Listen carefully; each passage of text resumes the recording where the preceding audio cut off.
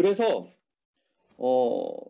일단 제 문제의식은 제가 발표문을 중심으로 해서 말씀을 드리겠습니다. 첫 번째 국제사회의 난제 북한 퍼즐이라는 부분을 같이 보시면 최근에 이제 박지원 국가정보원장이 김정은 위원장이 핵을 포기하지 않을 것이라고 본다라는 이제 발언을 했고, 그리고 나아가서는 7차 핵실험을 실시할 가능성이 있다라고 이제 언론 인터뷰에서 발언을 했습니다.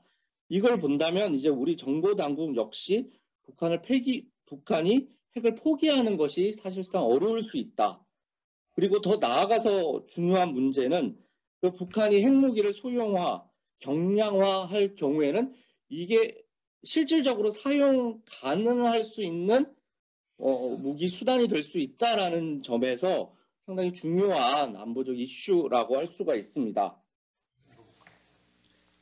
대외 관계 측면에서도 북한 핵 문제가 트럼프 시기보다 더 나아질 가능성이 있느냐라는 부분에 대해서도 회의적입니다. 그래서 바이든 미국 행정부 같은 경우는 전임 이제 트럼프하고 달리 북한과의 어떤 정상회담을 통한 북한의 비핵화 문제 해결에 대해서 소극적이고, 그리고 미중 관계가 악화되면서 미국과 중국이 북한 핵 문제를 해결하기 위해서 협력할 가능성도 현재로서는 기대하기 어려운 상황입니다.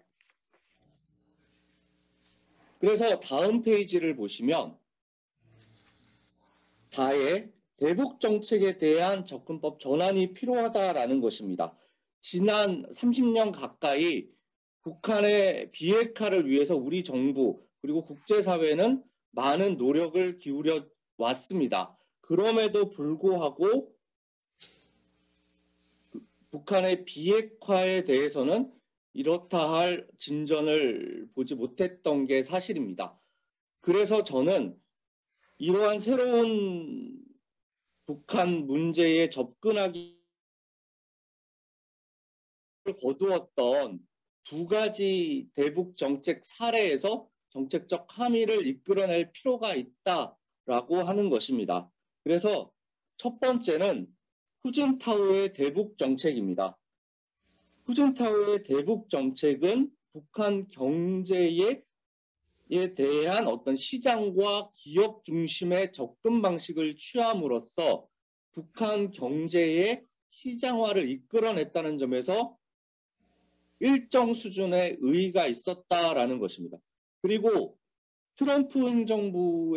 미국의 트럼프 행정부의 경우는 비록 핵 비핵화 협상에 대해서는 타결을 짓는 데까지는 성공을 하지 못했지만, 그럼에도 불구하고 북한이 비핵화 협상에 응하는 태도를 끌어냈다라는 점에서는 일정 부분 성공을 거두었다라고 할 수가 있습니다. 그래서 비록 제한적이긴 하지만 후진타오는 북한의 경제 체제 변화, 그리고 트럼프는 북한의 비핵화라는 차원에서 제한적 수준에서의 정책적 효과는 거두었다라는 것입니다.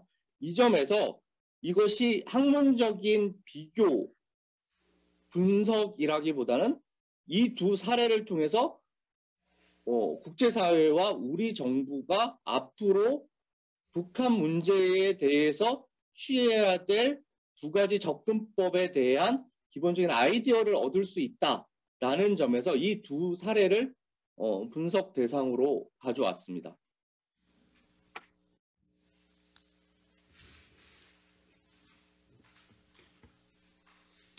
그래서 목차 2번 보시면 후진타오의 대북 정책은 기업과 시장 중심이었다라는 것입니다. 그래서 가의 중국의 대북 정책 전환을 보시면 후진타오 시기 중국의 대북 관여 정책은 대통령과 중앙정부가 주도했던 한국과 달랐다라는 것입니다. 그래서 후진타오 정부는 2005년 대북 정책에 대한 새로운 가이드라인을 제시했고, 당시 중국 부총리 우이가 평양을 방문해 기업을 중심으로 한 시장 중심적 대북 접근법을 선언합니다. 그래서 정부가 안내하고 기업이 주도하며 시장을 기반으로 하며 상호 이익을 추구한다라는 내용입니다. 그래서 중국의 새로운 대북 접근법은 기업과 시장이라는 두 가지 기제를 통해서 북한 경제의 침투에 들어가는 방식이었습니다. 그래서 핵심은 중국의 기업이 손익 계산에 따라 북한과의 시장 거래 그리고 투자를 결정한다는 것이었고, 이에 따라서 북한의 경제 개혁과 대외 개방을 점진적으로 유도한다는 의도가 담겨져 있다라고 볼 수가 있습니다. 나아가서는 이러한 경제적 관여 정책이 북한이 핵무기 개발과 같은 강경한 안보 정책을 완화시킬 수 있고, 나아가서는 중국의 낙후된 동북 지역, 그러니까 낙후된 북중 간의 국경 지역의 경제 발전 효과도 기대할 수 있다라고 판단했던 것입니다.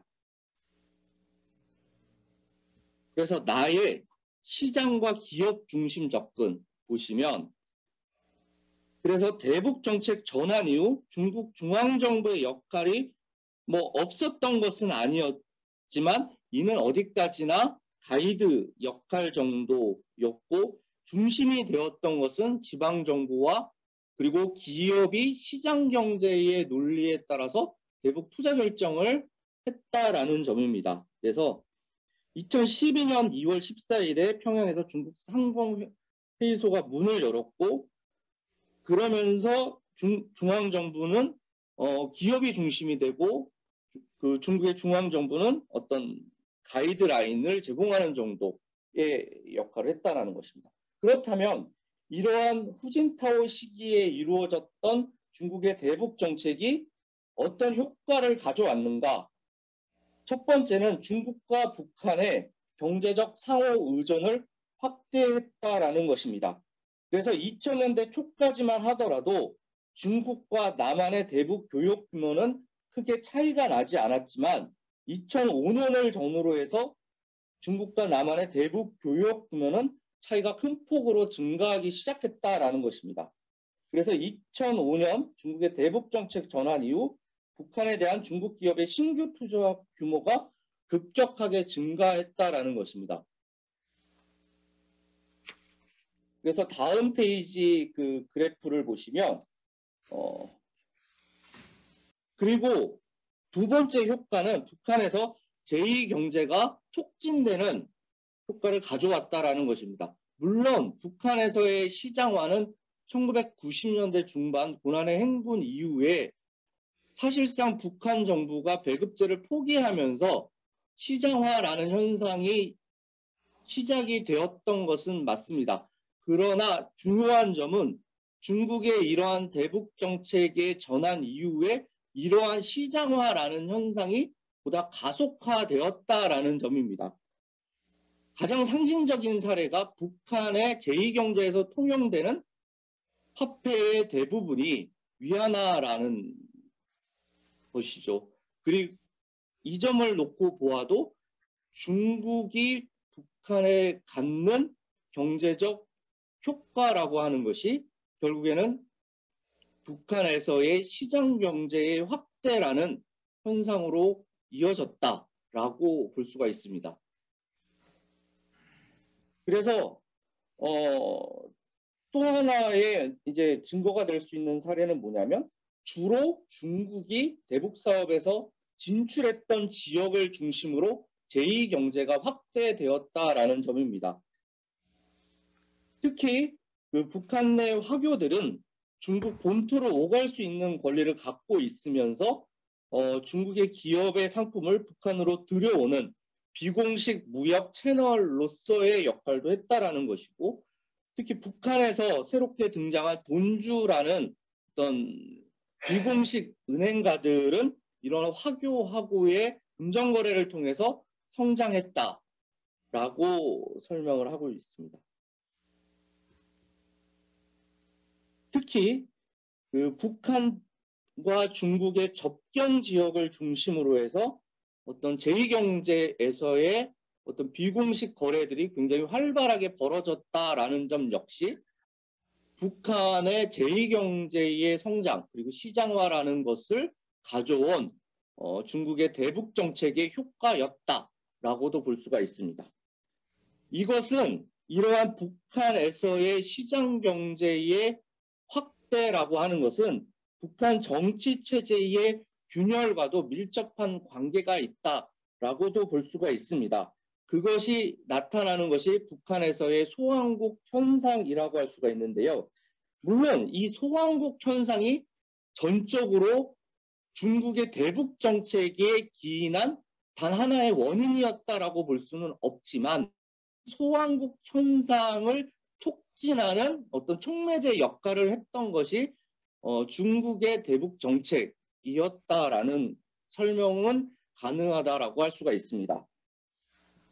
이 소왕국 현상이라고 하는 것은 결국에는 북한의 어떤 당정군 기관의 하부 기관들이 각자 기업소를 설립하거나 아니면 시장에서의 기업 활동을 통해서 예산을 확보하고 그렇게 확보한 예산을 오히려 수령의 통치 자금으로 제공하는 이런 메커니즘이라고 할 수가 있는데 이러한 메커니즘의 형성은 결국 수령의 권한이 균열되는 물론 효과를 가져왔다라는 것입니다. 물론 그렇다고 해서 북한의 수령제가 붕괴가 되었느냐 이렇게까지는 얘기하는 것은 어렵죠. 하지만 수령이 갖고 있었던 절대 권력이라고 하는 것이 이러한 소왕국 현상에 의해서 아주 미세하지만 혹은 어느 정도 수준까지 수령의 권위의 균열을 가하는 이런 효과를 가져왔고 그것이 이제 장성택 숙청 과정에서의 북한 법원의 판결문에 드러났다라고 볼 수가 있습니다. 그래서 마치 장성택이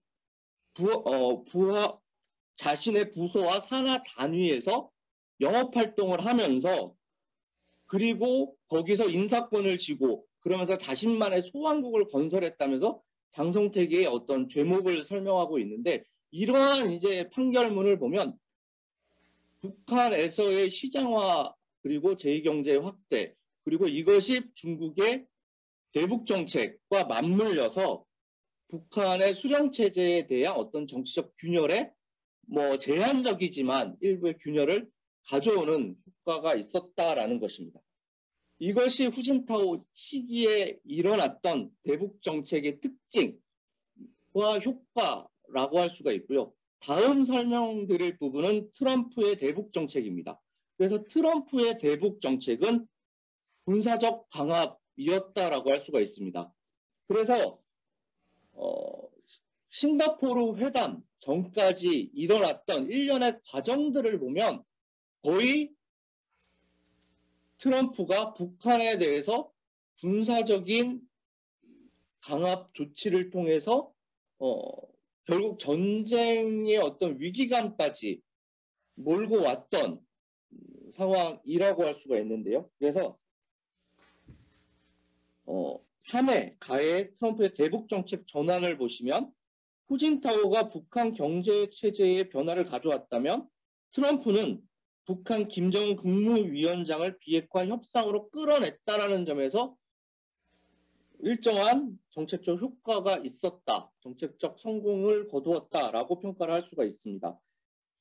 그래서 그 이전에 부시 행정부 같은 경우는 북한 핵 문제를 육제회담과 중국에 맡겨버리는 일종의 아웃소싱 방식의 정책을 취했고 그리고 오바마 정부 같은 경우는 북한 핵 문제를 사실상 방관하는 전략적 인내라는 정책을 취했다면 트럼프는 출범 초기부터 북한의 비핵화를 압박하기 위한 군사적 강압 조치에 적극적으로 나섰다라는 것입니다. 이는 세 차원에서 분석을 할 수가 있는데 첫 번째는 미국의 전략적 자산을 적극적으로 활용하는 방식입니다. 그래서 북한이 ICBM에 대한 시험 발사를 단행했을 때 군사적 사용을 경고한다든지 혹은 북한이 도발을 멈추지 않는다면 화염과 분노에 직면하게 될 것이라든지, 그리고 F-35 스텔스기 전투기를 동원한 폭격 훈련을 한다든지, 이러한 미국의 군사적 전략 자산들을 활용해서 북한을 압박하는 조치를 취했다라는 것입니다. 두 번째는 미국의 독자적 대북 접근입니다.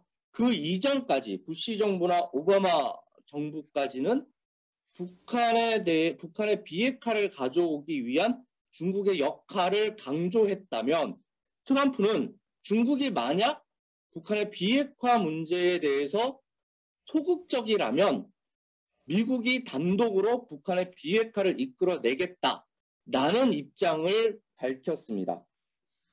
그래서 그 당시 미국 국무장관은 중국과 함께 노력하길 바라지만 이 사안에 대해 중국의 우리와 조율할 수 없다면 독자적인 방도를 마련할 것이고 그럴 준비가 되어 있다라고 얘기를 하기도 했습니다. 그 다음에 세 번째는 강대강 전략입니다. 그래서 그 미국과 북한 사이에 2018년 1월 핵무기 사용 가능성까지 언급이 되었었는데, 북한 김정은 국무위원장은 신년사에서 미 본토 전역이 우리 핵 타격 사정권 안에 있으며 핵 단추가 내 사무실 책상 위에 항상 놓여 있다라고 밝히자, 트럼프는 여기에 대해서 나 역시 핵 단추를 갖고 있으며 제 핵 단추는 훨씬 크고 강력하며 언제든지 가동할 준비가 돼 있다는 사실이다 라고 얘기를 했습니다. 그러자 다시 북한 노동신문 사설에서는 트럼프의 이 같은 발언에 대해서 정신병자의 발작 증세라는 식으로 강경하게 비난하는 입장을 밝히기도 했습니다. 그러자 다시 트럼프가 취한 조치는 북한의 핵무기를 투하할 수 있는 B-52 폭격기를 6대를 괌 기지에 배치하는 일련의 조치를 취했습니다. 이후에 북한의 극적인 태도 변화가 나타났는데요. 그래서 2018년 4월 20일 노동당 중앙위원회 전체회의에서 경제건설과 핵무력 건설 병진 노선의 위대한 승리를 선포함에 대하여라는 결정서가 채택이 되고, 이에 따라서 북한은 이 결정서에서 풍계리 핵실험장 폐기를 선언하고 4월 21일부터 핵시험과 대륙간 탄도미사일 시험 발사를 중지하겠다라고 발표를 했습니다. 그래서 트럼프는 북한의 이 같은 태도 변화에 대해 북한이 모든 핵실험을 중단하고 주요 핵시험장을 폐쇄하기로 합의했다. 이는 북한과 세계에 매우 좋은 소식이다. 우리는 정상회담을 고대한다. 라는 어떤 트위터의 메시지를 밝히기도 했습니다.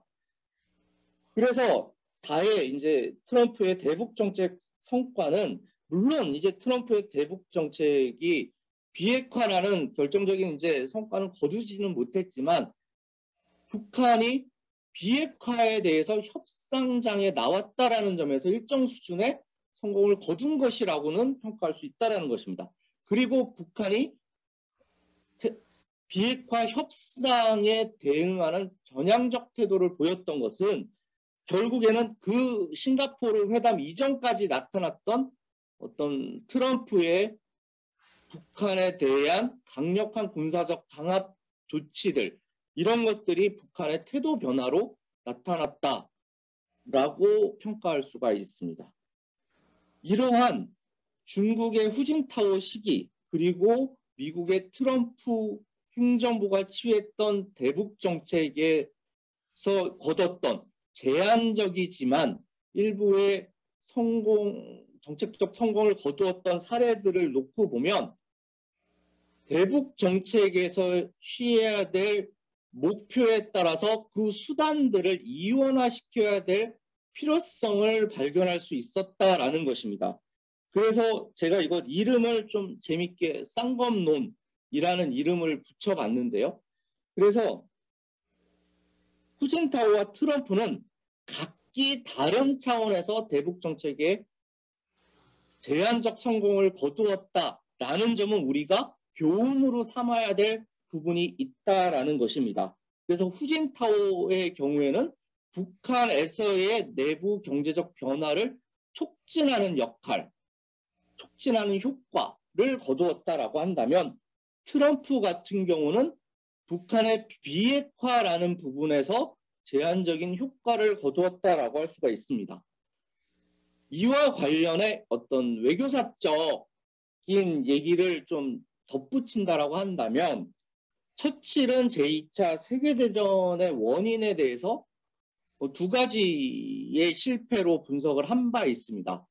첫 번째는 독일의 재무장을 막지 못했다라는 점에서 한계가 있었고, 두 번째는 전쟁 배상금과 같은 독일에 대한 경제적 제재 조치를 취하면서 독일에서의 어떤 극단적 파시즘 체제가 등장하는 것을, 그래서 이것이 갖는 함의는 뭐냐면 결국 파시즘 혹은 독재 체제에 대한 경제적 제재, 경제적 봉쇄 조치라고 하는 것은 오히려 내부 경제에서의 오히려 독재 체제를 공고화하는 이런 효과를 가져올 수 있다라는 것입니다. 그래서 제가 제안 드리는 말씀은 대북 정책에 대한 이원적 접근이 필요하다. 그래서 북한의 핵 문제에 대해서는 군사적으로 대응을 하고, 그리고 북한의 경제에 대해서는 어떤 개방성을 높여주는 방식으로 대응을 해야 된다라는 것입니다. 그리고 국제사회에서도 국제사회와 미국의 대북 경제 제재라는 것이 북한의 비핵화를 목적으로는 지금까지 놓고 보면 그렇게 효과가 없었다라는 것입니다. 그렇기 때문에 만일 정말 비핵화를 목표로 한다라고 한다면 어떤 군사적 강압 조치를 통해서 적극적으로 북한을 협상에 임하도록 하는 트럼프의 방식이 효과가 있을 수 있다라는 것이고, 그리고 만약에 북한의 경제 체제 변화, 북한의 개혁 개방을 유도하는 방식이라고 한다면 오히려 북한의 개방도를 높이는 푸신타오식의 관여 정책이 필요하다라는 것입니다. 이 같은 차원에서 북한에 대한 대북 정책의 목표를 이원화시키고 그 대북 정책의 목표에 대한 이원화 속에서 그 수단 역시 이원화시켜야 된다라는 것이 이제 제 기본적인 아이디어라고 할 수가 있습니다. 그래서 마지막으로 드리고 싶은 말씀은 청계의 고원에서 나오는 어떤 자본의 무한한 확장성이라는 것에 대한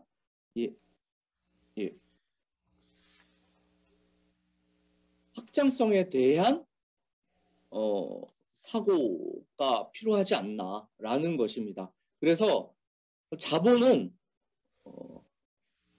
정치적 국경선을 뛰어넘어서 탈영토화시키고, 그리고 그렇게 침투한 자본이 그 체제를 변화시키는 재영토화라는 속성을 동시에 갖고 있다는 것입니다.